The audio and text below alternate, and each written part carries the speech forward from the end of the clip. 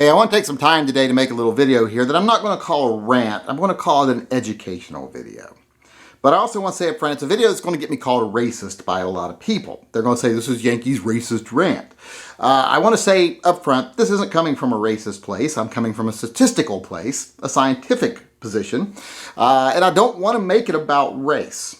I want to address some people, though, who do want to make certain things about race. Like I said, a lot of people like to call me a racist anyway, no matter what I do. Some gun channels love to call me racist even. I'm okay with that because I know it's just name calling. And usually when people resort to that, they got very little else they can resort to. So, like if you say something bad about Colin Noir, he'll be like, you're a racist, and that's only defense. And I'm like, no, so what's your real defense? But I want to make this video today addressing instances like the Castile shooting, where I stood up for Castile. And a lot of people noticed that, especially a lot of black viewers said, you know, you're one of the few channels that will stand up for a black man shot by police. And I wasn't standing up for a black man shot by police in that video. I was standing up for a man wrongly shot by police. Now, I do believe race played a part in that episode. And there are a lot of episodes where race, I think, plays a part, like Rice, you know, and like I said, Castile, Clark, Stewart, etc. But that's such a small number of the shootings that happen every year. I want to look at this idea that police are just rampantly shooting black people. So I need to stand up for black people being shot by police. When you look at the actual numbers of people being shot, like I said, 1,000, 1,500, the idea that police are just willy-nilly shooting black people is wrong. And I'm not saying a black person named willy-nilly. I'm not saying that's anyone's name. There might be someone named willy-nilly, but good for you. I'm not making fun of your name. It's just an expression. So let's look at this idea that race is playing such a big factor in so many police officers shooting people. Well, let's look at all the numbers of people that are shot every year by police. The reality is more white people are shot than black people, period. It's 51% of people shot by police, fatally shot by police, are white. It's only 28% that are black. Now, that might sound like, well, then white people are getting shot more often. Well, it's kind of true just by numbers, but it's not really true if you look at it as far as their representation in the total population of this country.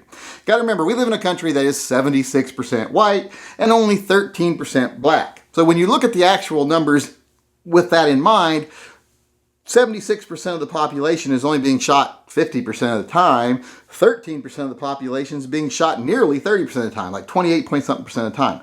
That's a misrepresentation. That means your chances, if you're black, of being shot by police are greater than if you're white, even though it happens less often.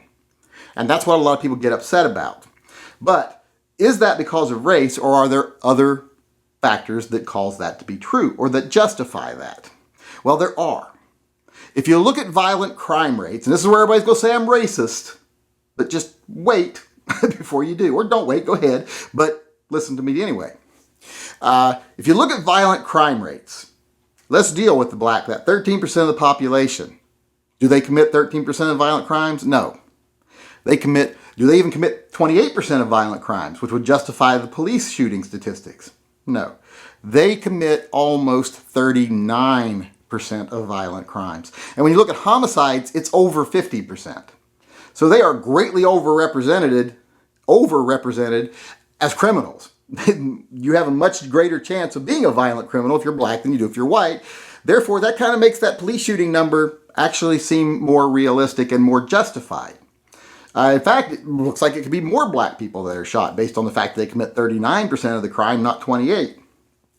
Now, before people go, oh, you're condemning black people. No, because I will stand up for race here and say that when other studies are done, as far as violent crimes are concerned, when they choose selective groups, like in Ohio when they studied Cleveland, when they looked at people that lived in a specific area, it didn't matter if you were white, black, or Hispanic.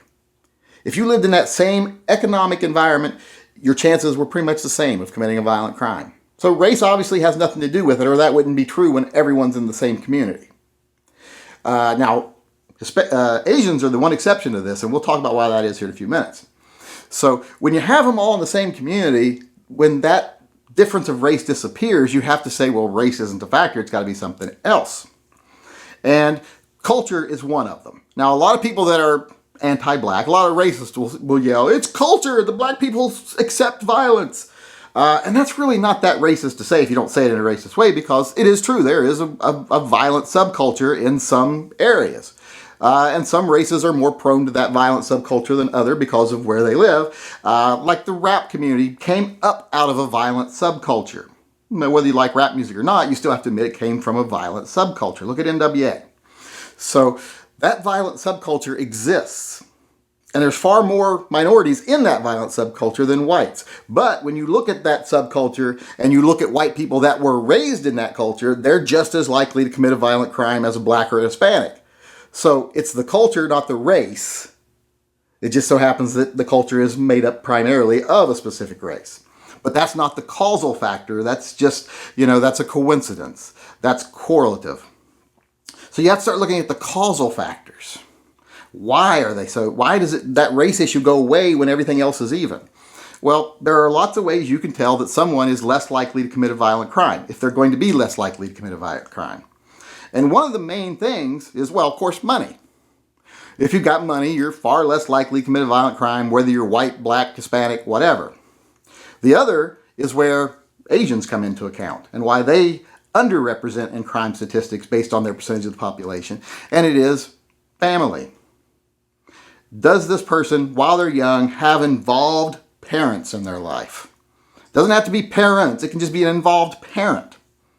And it doesn't have to be a mother or father. And it doesn't have to be a mother and a father or a father and a father or a mother and a mother. It's better to have two parents than one, but it doesn't have to be daddy or mommy. It can be daddy, daddy, mommy, mommy. It can be aunt, uncle. It can be grandma and uncle. It can be grandma and grandpa. It just matters that they have involved parents in their life that take an active role in governing their behavior and guiding them as they grow and mature. That's why Asians have such a less chance of committing a violent crime, because they have much stronger family bonds. They very seldomly come from a single family home where the parent works 3 jobs and can't spend any time with their kids. And they're on the streets all day. They usually have grandma and grandpa at home too, and aunt and uncle and cousin and whatever. And a lot of times they all work together. That bond makes them less likely to commit a crime. That supervision. Because if a lot of times, black or white, if you're poor and you commit a crime or do something wrong, mom's too busy to even notice. If you're Asian and you do the same thing, you're going to go home and you're like, well, dad might be working and mom might even be working, but grandma's going to be there and she's going to kill me.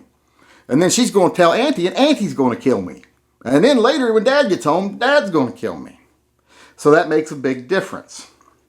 And I know all this has really nothing to do with what we're talking about right now, but I just want to say, when I defend someone against police, it's not because of their race.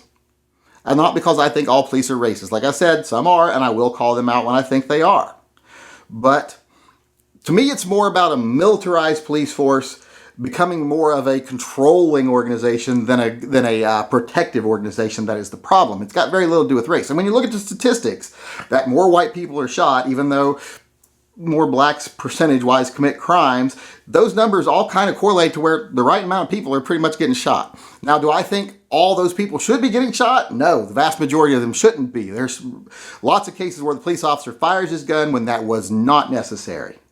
Now, it doesn't mean they're unarmed, because really it's only like 1 or 2% of the time, 1 to 2% of the time that the actual person getting shot and killed is unarmed. So this whole thing that we keep looking at all these little cases like they're unarmed and they were shot by police. Well, that's 1 out of 1,000 or 1 out of 1,500 every year, or 2 or 3 out of 1,500. That's a small percentage. So we get these overinflated ideas that cops are racist and black people are being targeted by law enforcement without actually committing the crimes, which that's the wrong thing. They are actually committing the crimes. So the being targeted by police more often that's to be expected. And like I say, I'm not saying this to be racist, I'm saying this to be factual. Because as long as we just start calling each other racist every time someone points this out, like when I point this out, when people call me racist, they're not doing anything to solve the problem. When we can sit down and say, yeah, more black teens are committing violent crimes, why is that? We know it's not because of the color of their skin, so we can put that aside and deal with the real issues. When we do that, when we stop calling names and start dealing with reality, then we can actually start to make some difference. But until then, all we're going to do is sit and call each other names. Nothing's going to change, and neither side's right. So let's stop calling the names. Like I said, let's actually deal with the issues, and then, like I said, maybe, just maybe, we can make things better.